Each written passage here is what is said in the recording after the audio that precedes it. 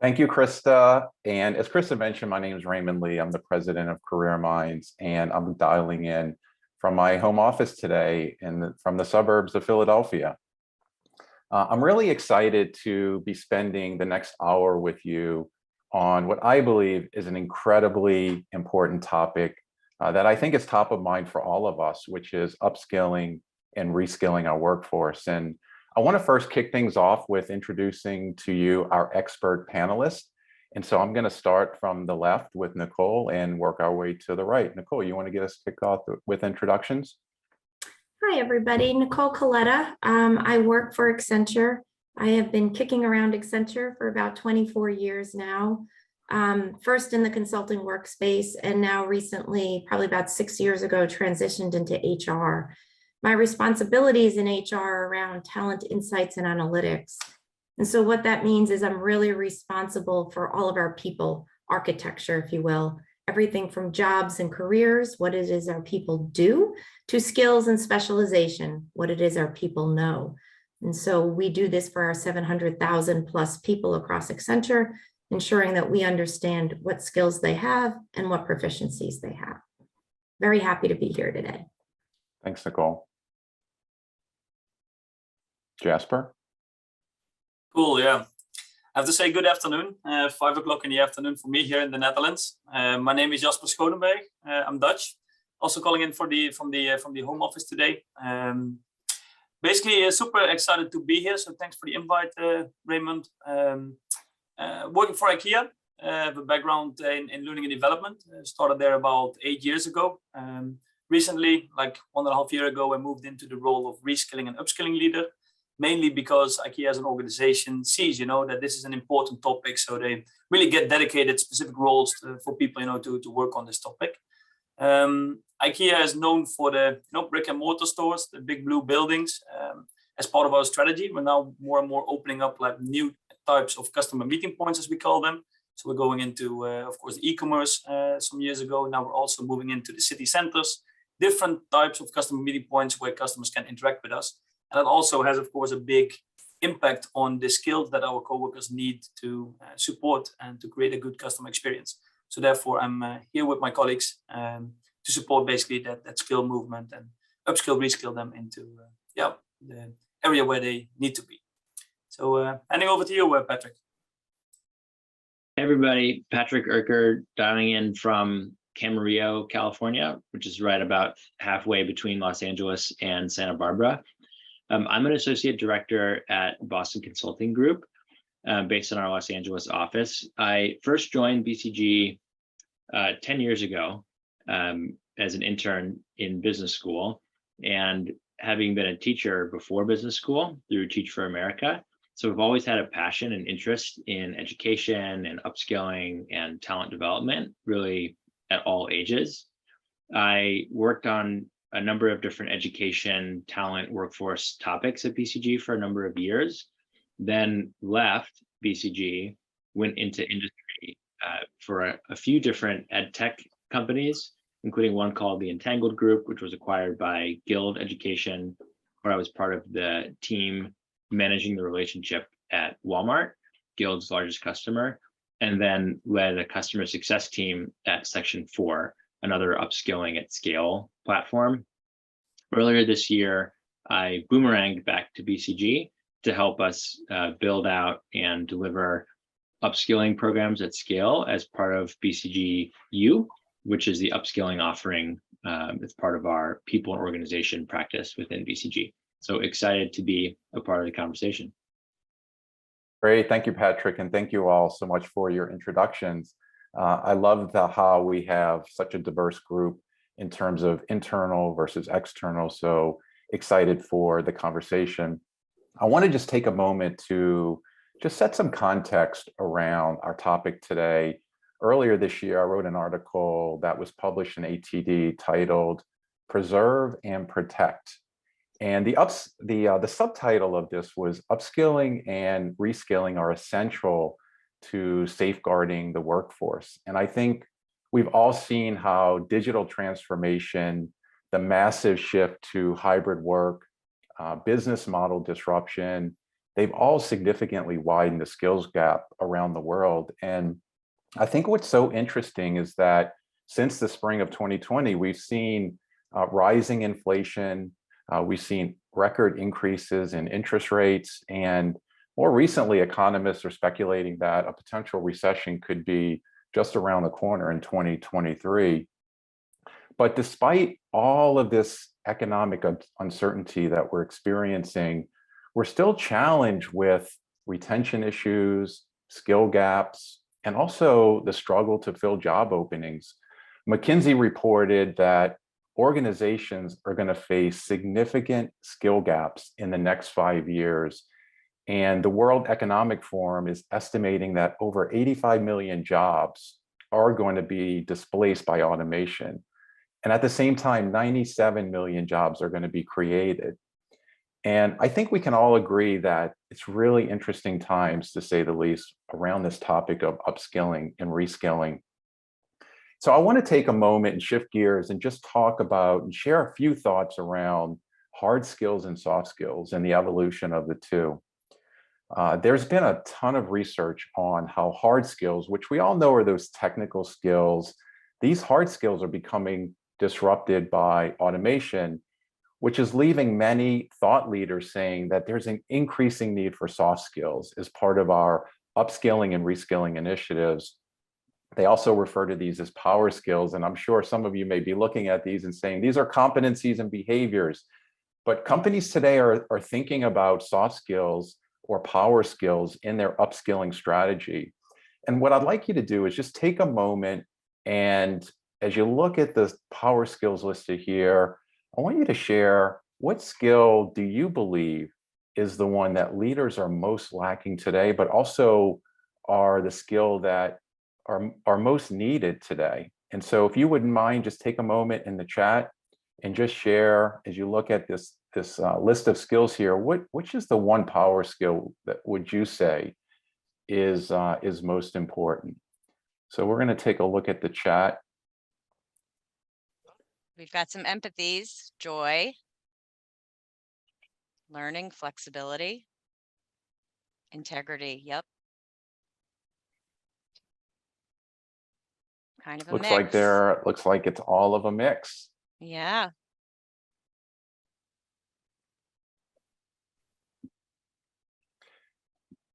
So empathy is the winner. Empathy is, research suggests that companies are really looking for their leaders to be more empathetic. And I have to say that from my perspective, this makes a ton of sense because, when you look at the shift to hybrid work, I think we've all experienced that home and work life together getting blurred. And I think that the lack of empathy that leaders experience is one of the driving factors that is leading to turnover, some of the retention issues that we're experiencing in the workplace. And just one final thought, I was just reading Brene Brown had shared something in some recent writings where she described our economy is evolving from muscles, which is like the hard skills, to brains and to heart. And I love that quote that she shared. So I want to wrap up and we're going to hop into our panel discussion here. I want to share 5 main points that are going to be the focus of today's panel. And when you look at the journey here, they're labeled 1 to 5. The first thing I want to say is they're not linear. And so when you sort of look at, number 1, which is you may be in a place right now where you're assessing the skills of the future for your organization. You may be looking to develop or find a skills taxonomy, creating the upskilling framework, building out your talent and learning infrastructure. Or maybe you're at a place where you're establishing accountability in your KPIs and metrics.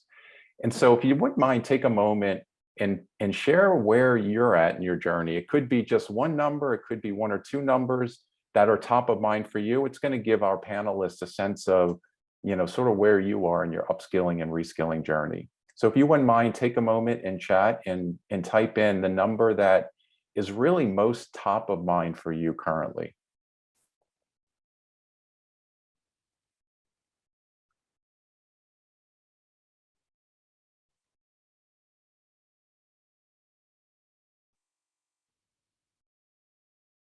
We're seeing a lot of sort of assessment of skills phases, but really we're seeing across the board. Some people are already in the talent infrastructure phase. Some are already in adoption and accountability, although fewer of those. It looks like we're more toward the front end of this in terms of assessing skills and looking at the skills profiles and taxonomy. Great. All right, well, we'll stop sharing and then we'll hop in and bring our panelists here. Welcome, everyone. So I want to go ahead and just get us kicked off with the first question, which is, really having you all comment on the power skills point that I made earlier and sort of this shift from hard skills to soft skills, and the soft skills being part of your upskilling initiatives. And Nicole, I'm going to start with you, if you don't mind, and then we'll let the others comment. So this is a challenging one, I think, for us at Accenture. As you mentioned, we are grappling with the concept or the use of power skills, professional skills, soft skills, if you will. When I look at your slide, in my head, I am screaming, this is traits, these are behaviors, these are competencies. And I think regardless of what we call them, there has to be a way in which they work together. What makes a holistic person is their hard skills, their coding skills, their function skills, their industry skills, and their softer skills. The challenge we have is not identifying them, but more so assessing them, right? As a organization where our service is our people are our highest commodity, we need to understand not that people just have skills, but that they have a depth in that particular skill. And so when you talk about power skills, one of the struggles we have today is to figure out how do you truly assess somebody against things like creativity or empathy. So that currently is the journey Accenture is on. We recognize the importance, but trying to figure out how we can assess that in a way that's fair to our people. Patrick? Yeah, those are good points, Nicole. I think the one that stood out to me on that list was learning. I do think that in a world where there are lots of jobs, but there aren't the people to fill them necessarily, there's going to need to be quite an emphasis placed on learning. And I think that happens at multiple levels. I think individuals need to take ownership of their own learning journey and recognize that what they're doing today might not be what they're doing in a year or two, and they need to start down that path to acquire the skills that they'll need to succeed. I think it also happens at the company level, and people like Nicole and Jasper are thinking about what does my organization need from a skills, competencies, mindsets, behaviors, etc. standpoint.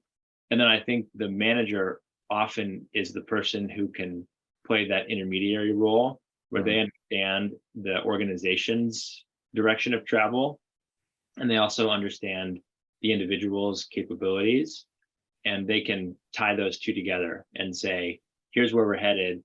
This is what that means for each individual on my team. We have a assessment, it's called the WEMA assessment, the Learning Ecosystem Maturity Assessment, that we deploy with clients to help them understand overall kind of where they are on that learning journey on a number of different dimensions. But I think that's the one learning that really does strike me as super important.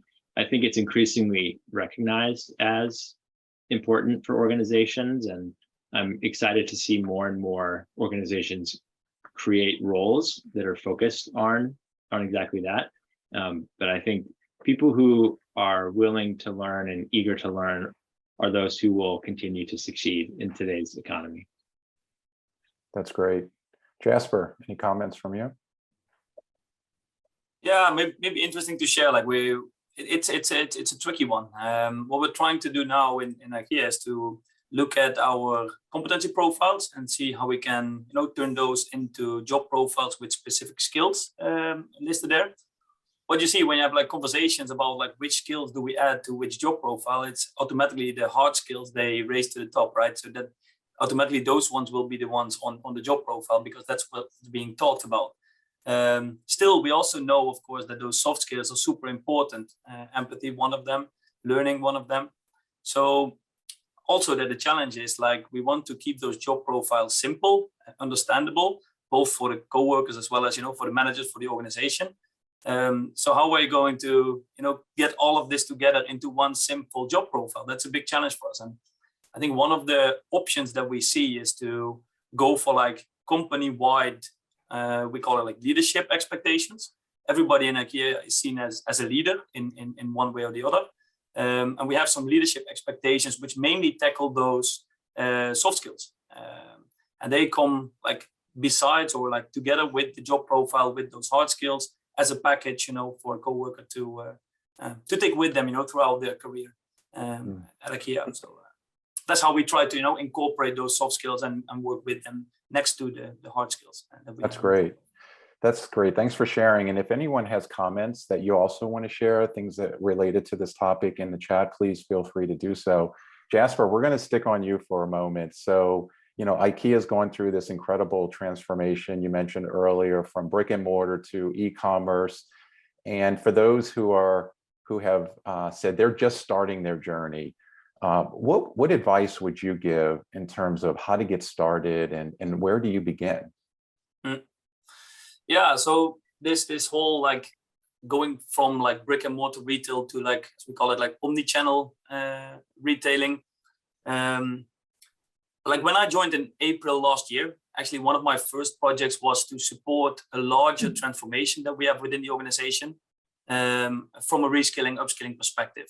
And that for me personally was a nice way to get going into this topic, to learn more about it, to really take like a concise, like a project with some frames where you can start to apply certain methodologies into.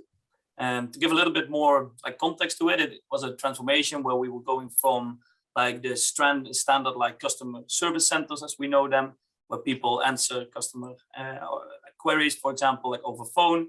That was quite traditional, and we wanted to transform those centers into, as we call it, remote customer meeting points, where co-workers are not only able to answer questions and support customers via phone, but also support customers via social media, for example, provide some home furnishing advice every once in a while, sell some products as well over the various channels.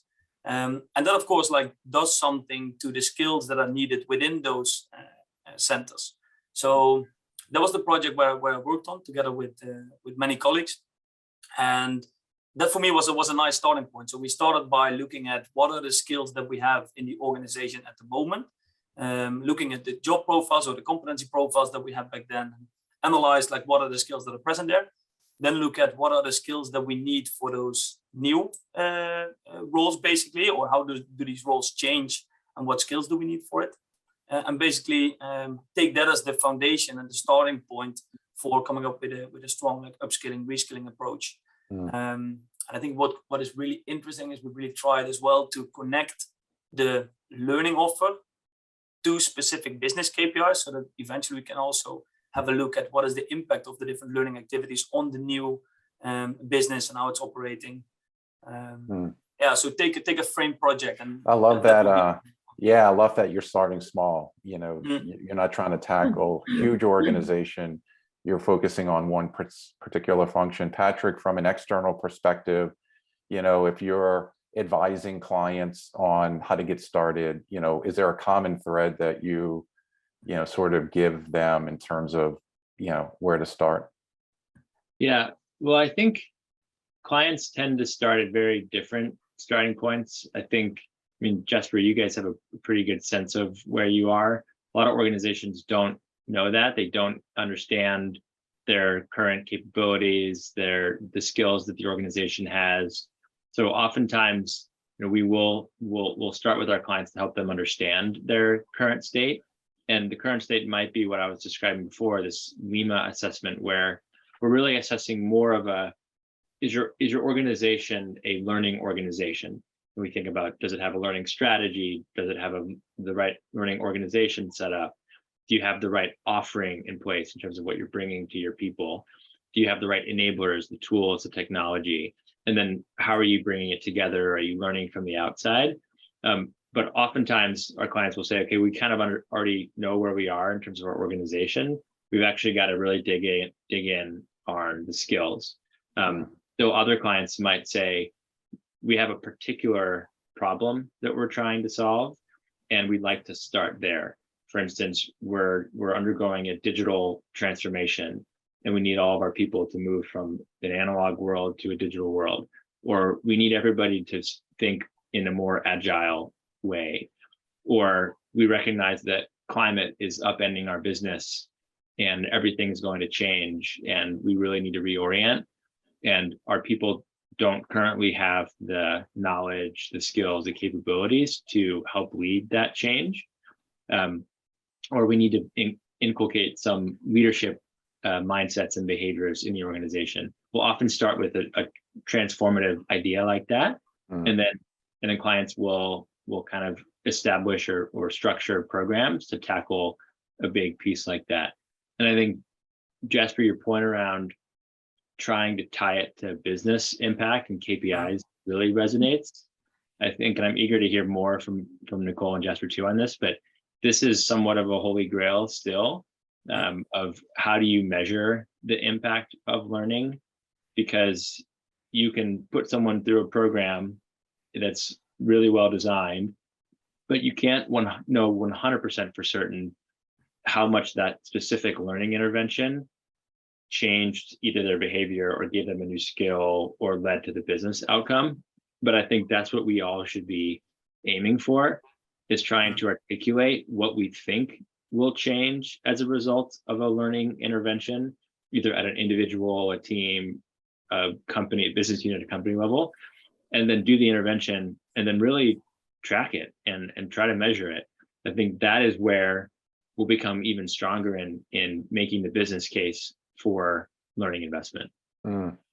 Yeah, that's a great point. And you mentioned Holy Grail. And so Nicole, I want to get your perspective on what Patrick shared in terms of where to get started, but also weave in the taxonomy. I think that, when I think about Holy Grail, it's like, if you have the taxonomy to really see where those skill gaps are, that would be the Holy Grail. And I know you've been working a lot in that area. So maybe you can kind of weave in a little bit around where to get started, but also, how do you establish a taxonomy that is robust and that you can trust represents all the skills that you need? It's a great question, and it definitely is a journey. So, I mean, where we started was we had a vision. Accenture had a vision that skills are going to be our common currency. And so what that means is skill-based organization, it will permeate through everything that we do. So if you think about learning, if you think about staffing or scheduling for us, if you think about performance, recruiting, we wanted to make sure that we were using skills as the basis for all of those different HR processes or functions. In order to do that, we had to create one single taxonomy. And I cannot stress that enough. One single taxonomy. Gone are the days where this business over here has their list of 200 skills and this business wants 35 skills. It's a global taxonomy. It is flat in nature. We've got about 8,000 skills in it today. The only labeling we have on those skills is whether it's a technical, functional, or industry or professional skill. And we do that for the ease of being able to filter and sort through. And once we created that by using our business. We needed our subject matter experts to tell us what skills were important to them. We needed to go out and get market data. We had 3 principles. The library needed to be simplified, it needed to be flexible, and it needed to be market relevant. And so we did bring in some external data in order to be able to make sure that we were just naming the skills the same thing as the market was, right? That we had no variation, or we were trying to get to a similar level of skills. And once we got that taxonomy in place, we were then able to use that across the board. It literally became the pick list. So if somebody is opening a requisition to hire somebody, they're using that list of skills. If somebody is creating a learning course and they want to say at the end of this course, you will learn this, using that list of skills. So that really became sort of the holy grail, or the centered point that we could then build our people's skill profiles. We went on to figure out how to calculate assessments on that. We've been utilizing that in different ways in our processes and our KPIs. but really I can't stress the importance of one single taxonomy, one definition. Mm. So Jasper, and when you think about that, I see you're beaming, ready to comment. What's your comment to that one single taxonomy from IKEA's perspective? Yeah, I couldn't agree more. I think what you often see is that people working with talent development, learning and development, they go out for inspiration on new platforms, learning experience platforms, new LMSs maybe, with a slightly fancier look and feel. They talk with suppliers. One of the suppliers has like this skill-based learning approach, and it just clicks. It's interesting, it works. They go for it. But then realizing that it's mainly focused on learning and development, but it's very hard to use the skill taxonomy that's in the back and combine that with like different platforms that are used earlier out, like in the talent pipeline, like the recruitment, so I think that's like a common pattern that I often hear when I talk to other colleagues. So like Nicole said, really be aware that if you want to do this successfully, do not work in your silo of development or in your silo of recruitment sourcing, but really talk with each other and drive this as like a talent management strategy overall, as a business strategy. And that's the thing about reskilling, upskilling. It's so closely connected to learning. At the same time, if you want to do it successfully, you need to lift it all the way up, and it becomes a super important topic for the overall organization. And yeah, let me stop there. Yeah, no, that's great. And it's a good segue to learning. So Patrick, you said earlier, your competency focus was learning. And I want to shift to you here related to learning and accountability. I think that I could probably speak for many here that, when you look at implementing programs like this, it's a shared accountability. So it's an employee responsibility to create this culture of learning. And I think in some cases it starts with the employer, really driving from the top the commitment to implementing that infrastructure. But from your perspective in creating this learning culture, how do you shift that accountability where it's less about the company pushing the initiatives to the employees, to employees feeling empowered that they're logging into whatever systems you're using at the time and saying, hey, this is a skill gap. I'm going to go get this type of learning. So they're actually now reaching out to their managers and saying, within their skill profiles, I want to seek this. So how do you advise that shift from accountability from employer to employee? Yeah, I think it's a great question. And I think it's something that you can't flip a switch and it changes overnight. I think it does take time. I think it starts at the top. And I think leaders who both say that they care about learning and then also live that out themselves, I think that's really important. You think about Satya Nadella, the CEO of Microsoft, saying that they're going to move from a know-it-all culture to a learn-it-all culture. That's a really big shift in saying you're going from, hey, we're the smartest people in the room, we know the answer, to, yeah, maybe we are smart, but we have a lot to learn still. And that's really my mindset. I think that's a real, a good example of a leader doing that. I think that kind of comes from the top. I think you also need to hire for that. So to Nicole's point, when you're thinking about your recruitment funnel, you need to be screening for people not only who have the hard skills, the soft skills to thrive in the organization, but who also demonstrated an ambition to learn and a flexibility. So I think looking at a resume and seeing someone who has quite a diversity of experiences and maybe has taken a slightly different trodden path, I think in the past that may have been to some extent a ding on someone's resume. I think now that, to me, I see that as a strength. They have done a lot of different things, and each time they've had to learn. And then I think in the day-to-day, how do you drive that in an organization? You have to think about how do you build learning into the routine of the week. This is where it actually does get really difficult, because if you're telling, it gets practical. How much time should I be spending on learning? Should I be spending an hour a week on learning, 2 hours a week on learning? Is it more? Is it less? when is that hour supposed to be held? Do I hold that on my calendar on Friday lunchtimes? Do I hold it Friday afternoon? Is this something I'm doing after work on the weekends? I think those are all really difficult discussions that organizations need to have.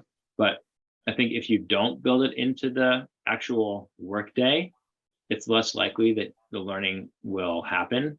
And I think it also puts a burden on people who maybe don't have the same opportunity to learn outside of work. I'm a dad of 2 kids myself, and around dinner time, I like to be with my kids and my wife versus learning, although I want to also find time to learn. So people like me sometimes can get squeezed on when am I going to find that moment to learn. And so I try to find it in day-to-day interactions with peers and colleagues. And I think you also can learn by teaching. So I think those are a few things. Like start at the top with the leaders setting an example, kind of ensure that you're recruiting for that, and then make sure that you are building in time and into the schedule for people to actually do the learning and define what learning looks like. Learning doesn't necessarily mean you're sitting and watching a video for 2 hours. I think learning could mean every week you're having a debrief with your team and you're looking back on what went well, what could be improved, what did you learn this week. It could be writing a summary email about what you learned on the last project that you were on. There's a lot of different ways to articulate and define learning. And I think that the devil's in the details there, but that's what I'd say. Wow. So I'm going to unpack a couple of things. And Nicole, I'm going to ask you to comment here. So you mentioned from the top, you've been on this journey for over 5 or 6 years now. And obviously, probably, years before COVID, Accenture said, hey, we're putting a stake in the ground and this is going to be the future. And I know that you've been working incredibly hard at creating this sustainable kind of motion forward. Patrick, you said one of the challenges is time, and that completely resonated because, I think we're all struggling with time to even be part of the webinar because we have all these things that are happening outside. And so I guess, Nicole, even 5 years into the journey, how do you keep people motivated and sort of, even though that starts at the top and you have that sort of, the leadership team saying, this is the vision of the future. How do you keep that program alive and how do you keep people motivated and so forth? I mean, there is a ton of change management around it, right? I mean, there is no secret to any success, but it really is about the change management. What I always say to our people, and I do speak to our people quite often through global skills workshops, through different change management mechanisms. What I always say to our people is, if you can give me the best representation of you via your skills profile, then I can give you the best employee experience. And what I mean by that is Accenture does, I think, a good job of inferring skills on people's behalf. And so in some ways, the machine is doing the heavy lifting, right? I know what role you've been on. I know what learning you've completed. I know what what certification you have. And so I can put skills on your profile, and I do, but the machine is not always right. So there is an element of people having to own and maintain their profiles. Tell me what skills I got wrong, put some new skills on. And then we as a company have a responsibility to turn that around and do something with it. Right, Raymond, if you're going to take the time to update your profile, what am I going to do with that from an Accenture perspective? Right. Well, the first thing that I'm going to do with it is I'm going to invite you to what we call professional communities or networks. Skills, specialization is used to determine, hey, you're an expert in capital markets. Why don't you go join this group over here? Like-minded capital markets people. You can network, you can learn. We can bring you guys all together in a way that makes sense under a particular skill. I mean, the other way we do it is learning recommendations. So we know what skills are important in the market, what is booming, if you will, what's about to boom. We know what your skill profile looks like. And we serve up recommendations to say, hey, we see that you're part of this applied intelligence group. You might be missing this data science skill. And then we link you to learning and you can take a handful of different types of learning courses associated with that data science skill. So again, it's this concept of they have to give a little, being the employee, right? The person has to tell me who you are and what you're interested in. We also have aspirations available. And then we're going to serve you up whatever we can in terms of our construct, our structure, whether it's professional communities, whether it's staffing opportunities, whether it's learning opportunities. So if there's, just sticking with that for a second, you talked about the internal communities. I think that's fantastic. Is there a time where there may be a skill is so sort of unique that a person has to go external to find that community? Maybe it doesn't exist, like capital markets as an example. I mean, if there's a small company here that doesn't have the community, maybe as an Accenture, is there advice that you can share on, you know, maybe where to go to find that community so that you can sort of have that social component to skill building? Yeah, I mean, it's a great question. I think, honestly, with the company of 700,000 plus people, you can typically do a quick, you know, portal search, if you will, and find at least one, if not two people who have a similar skill to you. But if not, I mean, we rely on our LinkedIn in networks, like I'm sure everybody else does, right? We rely on our own sort of client networks, right? If I don't have that skill, or I don't have a colleague in Accenture, I might have a colleague at my client. And so I think we've kind of go in those circles, the LinkedIn, the client, and then just our own people, because we are so large. Yeah. Okay, that's great. So we have one more question here, and it's we're getting close to the end. I'm encouraging everyone to post questions. I think a few have already posted, and Krista is going to be just reviewing questions, and we'll post those to the panel here in just a bit. But final question, Jasper, this one's for you. You know, we're kind of circling back to this transformation from brick and mortar to e-commerce, your customer service, answering those questions on social media related to, you know, people being unhappy with their products. By the way, just in full disclosure, my office desk here today is from IKEA outside of Philadelphia. So I just figured I'd plug that for you. It's still working well, but how do you measure results in terms of your initiatives? How does the team, you know, sort of establish KPIs, and how do you know if the initiatives that, you know, you're, you know, that they're working for you? Yeah, sure. So I will answer the question from the perspective of where we are at the moment. I'm sure, you know, with the data that Nicole is capturing, you know, about the colleagues, the skill profiles, you know, there's much more to play with. But I think the situation where we are in at the moment, or what we're actually trying to do, is we try to focus on performance and retention at the moment with our learning strategy. And there's a pilot ongoing at the moment where we take the skills that are part of a specific role. For those skills, we create and we curate like mainly workflow, like on the job learning, and together with some social learning, like the more like 70-20-10 model based approach. And those activities, let's say it's a workplace assignment, we try to connect to business KPIs. So very simply, we have a job profile, we have skills in it. Each skill has a curated and pre-created like list of learning activities that might be relevant for you as a coworker, you know, to develop that specific skill. And every learning activity we try to connect to business KPIs. So as an example, we have, of course, coworkers, you know, operating forklifts in our warehouses or in the stores. You know, there's a skill about forklift operations. There's a learning activity developed for forklift operations, which is actually planning or aiming to reduce the loading time of loading a truck, for example. And that's basically how we go from a job profile, a skill, like to a KPI. And what we're planning to test, or what we would like to see, you know, is how is this working out? Like, if as a manager, I invite, you know, my team to complete that learning activity around loading, you know, does that actually reduce the loading time that we see in our team or in our unit? And that, of course, is just on an individual and a team level, but this performance can also be measured like on a country level. And especially if you have like the insights, and that will be next level, like if we can, for example, get some data in IKEA Germany, you know, the average skill level, you know, for like home furnishing increased last year by, I don't know, 2 proficiency levels. because there was like a big movement and a campaign, a learning campaign, you know, around home furnishing.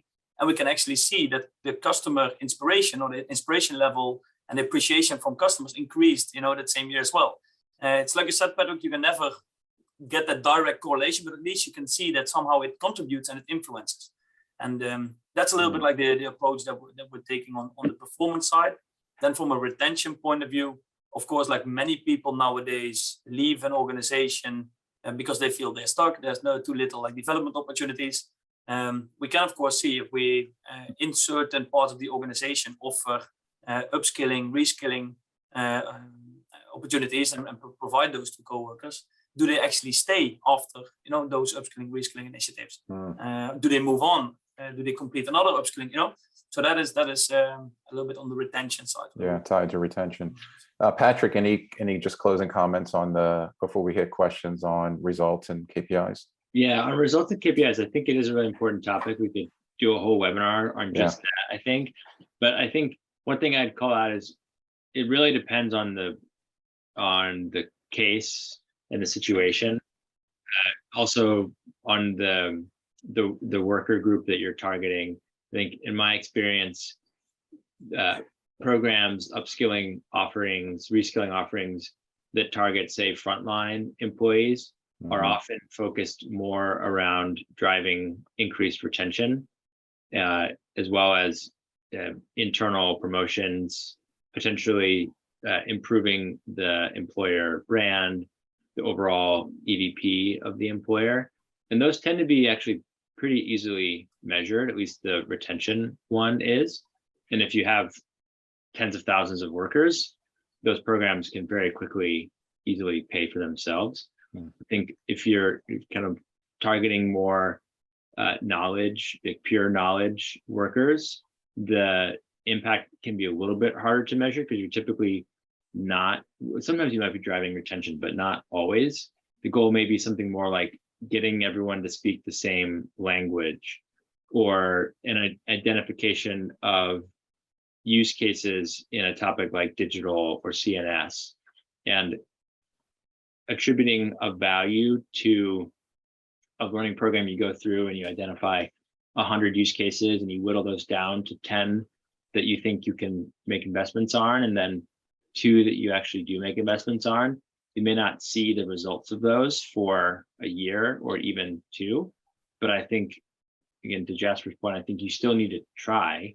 I think you still need to articulate what you are trying to measure, and then set up a way to actually measure it as you go through the program. And even if it takes you a year or 2 years to start to see results, you need to ensure that you're setting it up right from the beginning. Great point. Nicole, just any closing comments on how you think about metrics and results at Accenture? Sure. Well, now that I have all my closest friends with me, what I can say is KPIs are important, but they also can be the bane of your existence, right? Like this idea that we have data on our people now, we understand our skills, we understand our proficiencies. There's a responsibility to utilize that in a way that supports our employees and supports our business.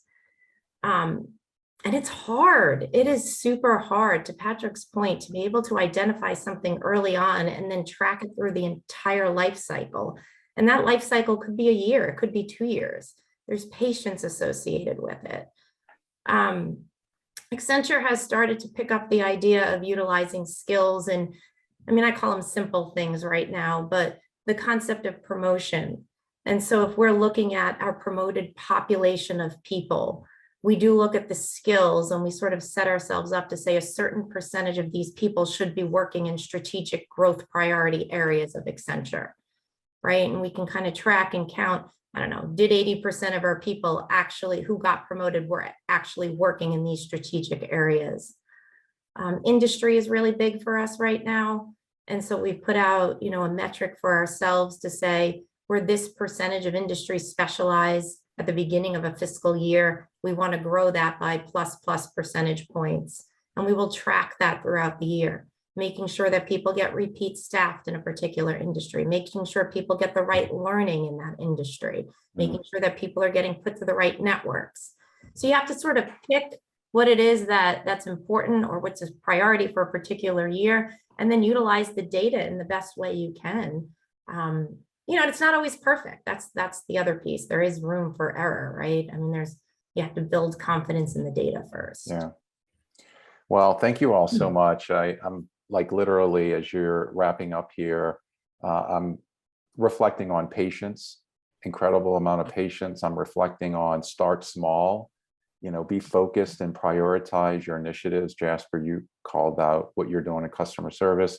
So let's, I want to take a moment. I know we have 10 minutes left and there have been some questions. Krista, do you want to share a couple of the questions that have been posted to the panel, and we'll wrap up with a few questions and then how we'll get everything out to everyone. Yeah, absolutely. We have a couple of really good questions. I also just wanted to call out sharing of ideas. So Deb did share an idea or really a strategy that KPMG is using in terms of time blocking and really using that to be intentional about learning. And the organization obviously is pushing that so that the employees feel empowered to do that. I think that's a great idea. There's another idea shared in here from Rose as well, in terms of their Fridays at her organization, encouraging employees to dedicate 1 hour to learning. So again, I think the key there is the intentionality and the fact that the organization is behind it. It's part of their culture. So please share ideas. I'm sure all of you are doing some different things in this regard. Share more ideas. I think the crowdsourcing is really powerful. We did get a really interesting question, which again, we could probably do a whole nother webinar on this, but from Freddie, related to the growth mindset and a fixed mindset, and sort of how do you promote that? Obviously, the growth mindset being the foundation of learning. So I don't know if any of you have any strategies, advice, insights on that particular topic. I could jump in because I have been thinking about this recently. I actually just did a masterclass on how to build growth mindset into your organization. So I think it's important to have a growth mindset versus a fixed mindset. And the kind of, for folks who aren't as familiar with that, although it's pretty generally known, but growth mindset is kind of around success is based on your effort, whereas a fixed mindset is that success is based on some fixed characteristics that you start with. So like your intelligence is basically fixed and you can't change it. Your success is fixed and you can't change it. And so what I talked about is there are ways that you can instruct and coach your managers. This often it's good to start with your managers, of using language that will encourage more of a growth mindset versus a fixed mindset. And you can do that in onboarding new employees. You can do that in the performance management cycle. You can do that again on individual projects. So if someone does a good job on a presentation, for example, and this is, by the way, good advice for your children too, for parents, but rather than saying, great job, you're so smart, that's more of a fixed mindset. You're attributing the success to kind of an unchangeable character trait. You can say something like, great job, I know that you worked really hard on that presentation. I noticed that you used some of the strategies that we talked about last time in preparing for the presentation. It seems to have gone over really well. Or alternatively, if someone that doesn't do a great job, don't say something like, wow, you're bad at presenting. Say something like, I noticed that when you presented, you were too soft in your voice, or you didn't project physical confidence. What I'd recommend for next time, and I can help you with this, is practicing that and actually doing it in the mirror beforehand. I think those are some of the things, but I do think that a growth mindset is pretty fundamental to being able to learn. That's great. Nicole, Jasper, anything to add to that? And we've got some follow-up comments in chat as well. The only thing I would add is I saw some follow-up comment around senior leadership, and I agree, it starts at the top, right? If we can get our senior leaders to emulate the concept of a growth mindset, I think it will trickle down through the organization. But again, it's getting that buy-in, which, you know. That's the how. Any Mhm. ideas on the how? That's the tough part of the question.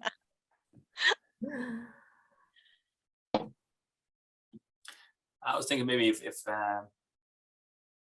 about like recruitment, for example, how can you, and I don't have the answer either, but it's just something that I'm reflecting on, like how can you, as part of the recruitment process, you know, see or like experience or like challenge people to, you know, give examples of this mindset. Maybe Patrick, you have some thoughts on that as well, because that saves a lot of time, of course, if you get them in with the right mindset and keep on stimulating that instead of, you know, having to develop it or turn people from one side to the other. Mhm. Yeah, Well, I think go ahead, part of Patrick. it is you have to show leaders why it's valuable.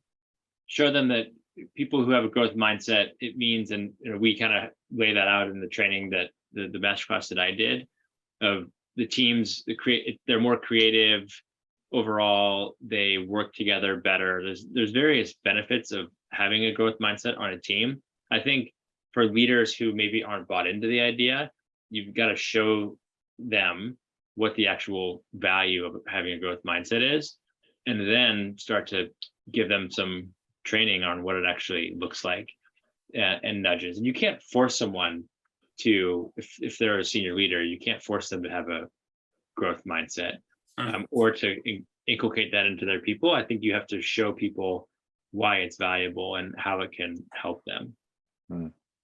I was going to comment, Patrick. I think about when in terms of leadership is taking risks. I think that, you know, the difference there is that if you're willing to be bold, step out of your comfort zone, make the tough decisions that sometimes leaders don't necessarily feel like they are not comfortable making, you kind of slip back into that fixed mindset and saying, hey, we're going to maintain the status quo. And it's, you know, being bold and willing to take a risk or step out of the comfort zone, I think could be a how there.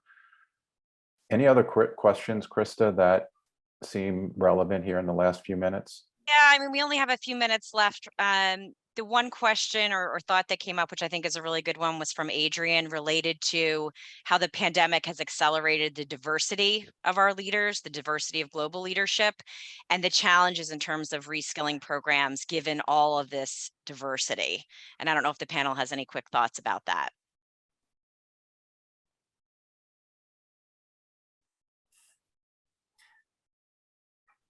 Nothing specifically that pops up in my head. Yeah, I mean, I think it's a great point. And I think the key is sort of what you all have been talking about in terms of the skills taxonomy and making sure that it's woven throughout the organization, regardless of where your leaders are, you know, regardless of roles, levels, that it's really consistent throughout. But I do think it's a good point as well. Just trying to see if there's any, yes. I'm sorry. I also think, I mean, given the pandemic, given the diversity, if you think of diversity in terms of location, right? And the concept or idea that, I mean, we used to be an organization where we used to get people together in a learning center. That is primarily how we did training.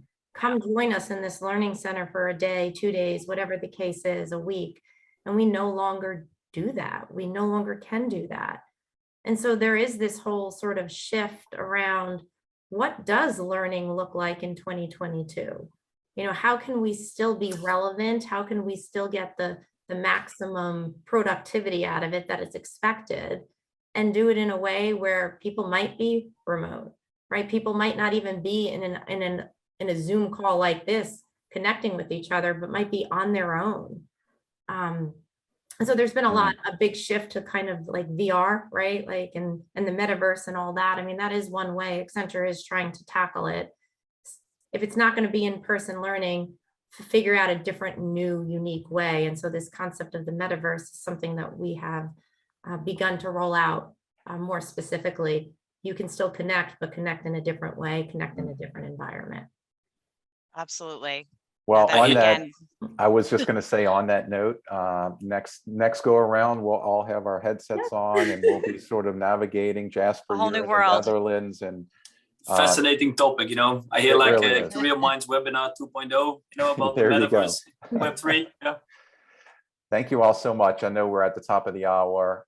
We will be sending this out. Krista, did you want to just do the wrap up here in terms of Yeah, next steps? well, Thank you all. I want to thank you all, Nicole, Patrick, Jasper, Raymond. This has been a fantastic discussion. I want to thank everyone that joined us, all the engagement in chat. It's been wonderful. A lot of great insights shared. We are going to again send the recording link as well as the link to the slides that we shared. Link in with all of us. Let's stay in contact with each other. And thank you again for joining us. It's been a great hour. So thank you. Thanks, everyone. Have a good rest of the Bye. day. Thanks. Thanks, everybody. Bye-bye. Bye-bye.